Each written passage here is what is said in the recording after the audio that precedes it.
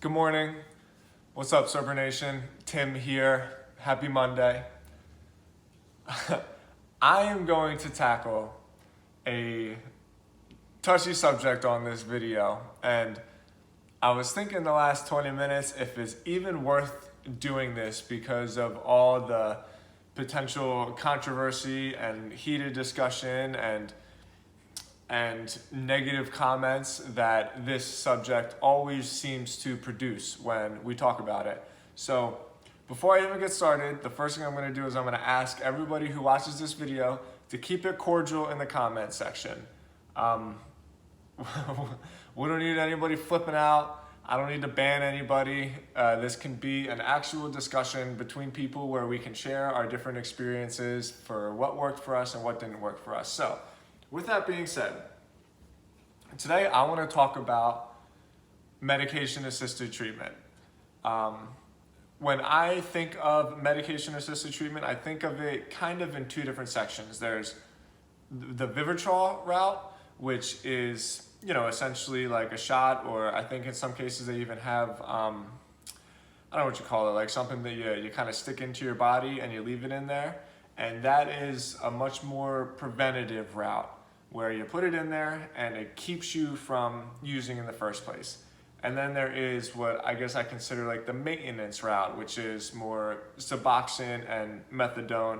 And although you can compare those two against each other, I think underneath they still fall under the kind of like Suboxone maintenance program, methadone maintenance program. So I think in that way that they're similar. And my view is that addiction recovery is very complicated. And I think when we look at different ways to recover, we have to think of what the different outcomes of recovery look like. Because the outcome doesn't always have to be 100% clean and sober, no alcohol, no drugs, no nothing, just complete abstinence lifestyle. For some people, and I think in a lot of ways, a positive outcome could be, hey, I just wanted to be at a point where I could go to work every day and I could provide for my family, and I wasn't going to treatment 14 times in a year. But we have to think about that stuff. We have to think about it in context. Because if somebody's trying over and over and over again to build a abstinence-free lifestyle and they keep failing, well, that's no good for that person in their life, and it's also no good for our society as a whole, because then what happens is emergency rates go up.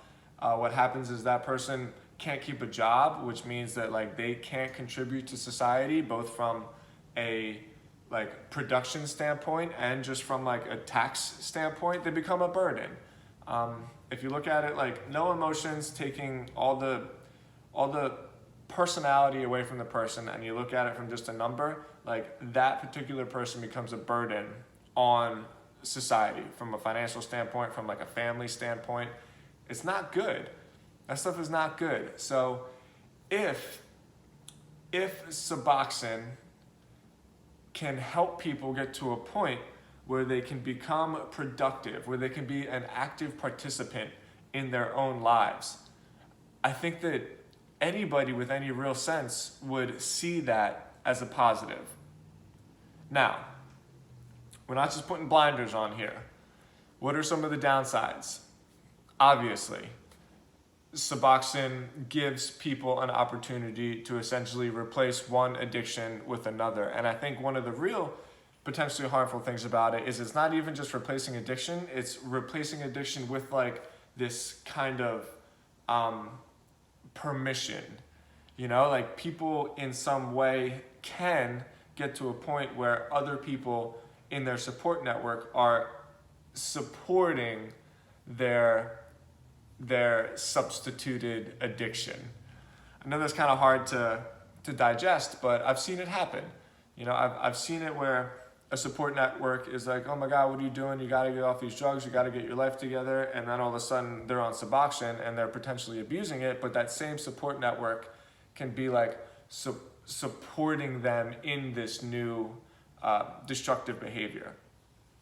And that's not good either. That's really not good. I've really seen it go both ways. I've seen Suboxone drastically help people improve their lives.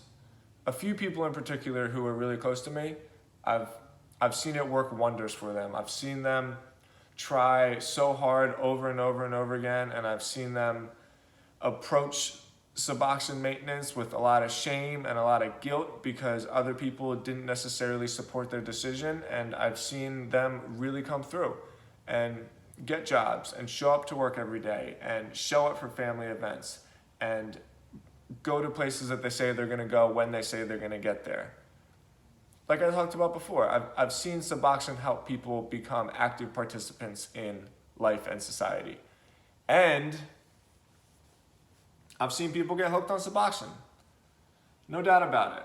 I've seen people go to treatment for heroin, get Suboxone, and then go to treatment for Suboxone. And that's bad. That's not a good thing. So look, what I want to do is like avoid the whole discussion about corrupt drug companies because that's a whole separate conversation, and it's one that I'm certainly willing to have. But in the case of like this video, and the point I'm trying to make is that recovery is not a black and white issue.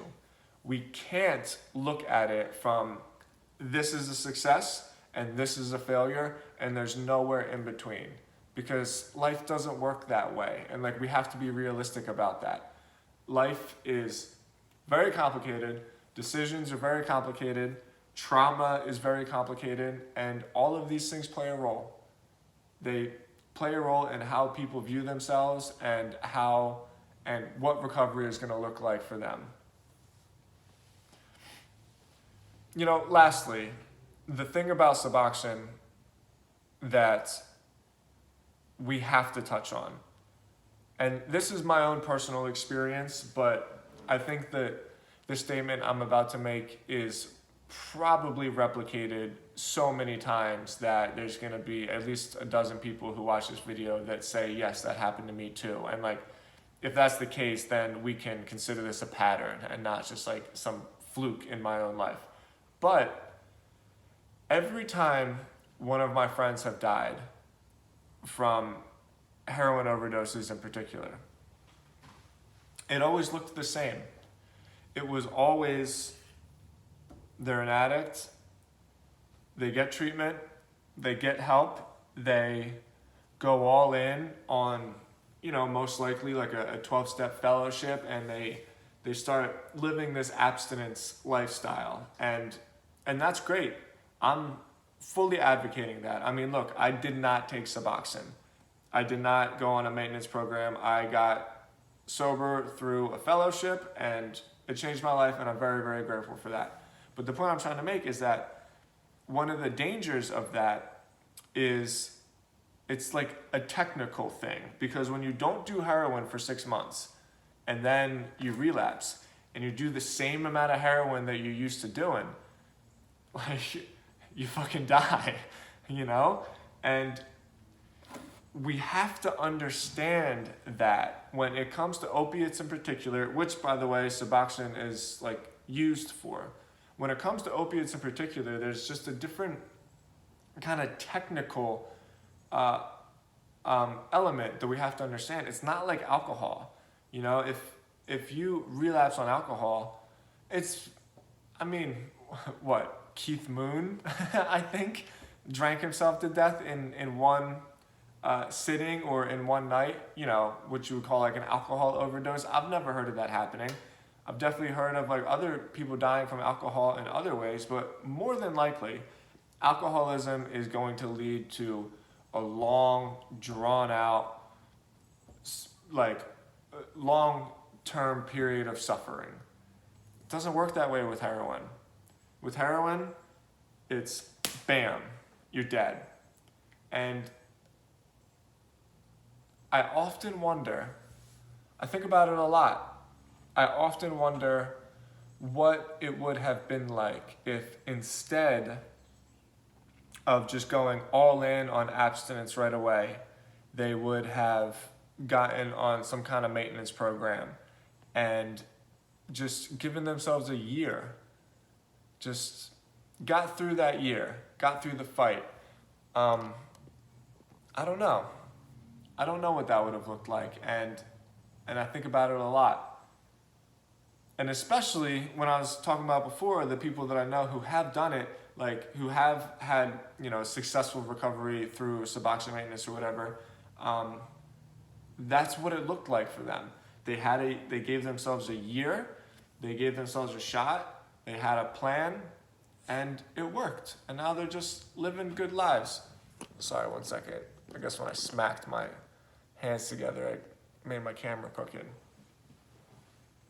So here's my advice, and here's like my personal stance, and I guess, and I'll say like the stance of Sober Nation as an entity. Have a plan. Don't just say, I don't know what else to do, so I'm gonna do Suboxone. If you're gonna go on a Suboxone maintenance program, have a plan. Tell other people that you're on it. Get your family involved. Maybe hypothetically you could say, I'm gonna do this for a year, and throughout that year, I'm gonna continuously progress in my life, whether that means a job, whether that means like getting better at keeping your commitments, whether that means attending meetings while you're on a Suboxone maintenance program. And by the way, if you're somebody out there who is saying that, you don't belong in a 12-step meeting because you're on Suboxone, like, get over yourself, kind of shame on you type thing. This person's doing what they got to do to survive, and the fact that they're willing to show up to a meeting means that they have the willingness to go forward. So the advice is to have a plan. I know plenty of programs who have like a year-long Suboxone maintenance program that includes, I'm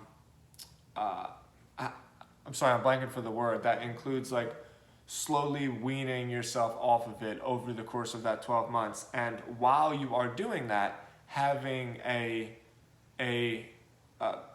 therapy or a treatment program that's going to coincide with that slow weaning off of the drug. I think that makes a lot of sense. If you can live a life of abstinence, if you're an addict, if you're like a real addict and an alcoholic, and you know in your heart that there's no way you could ever fuck around with this anymore, you have to just like, you can't live that kind of life. How I know I am, like I can't fuck with it. I need to be 100% abstinent with all mood and mind altering substances. If you can do that, then do it. If you think you need help and you think you need to be on a maintenance program, then do that. But don't do it blind. Like, understand the dangers involved and be honest with yourself about that, because I've seen people ruin their lives on Suboxone just as easily as I've seen them ruin their lives on like heroin or coke or crack or whatever. It's important. This is an important discussion to have, and I genuinely look forward to the cordial and respectful comments in this video. Thank you for listening.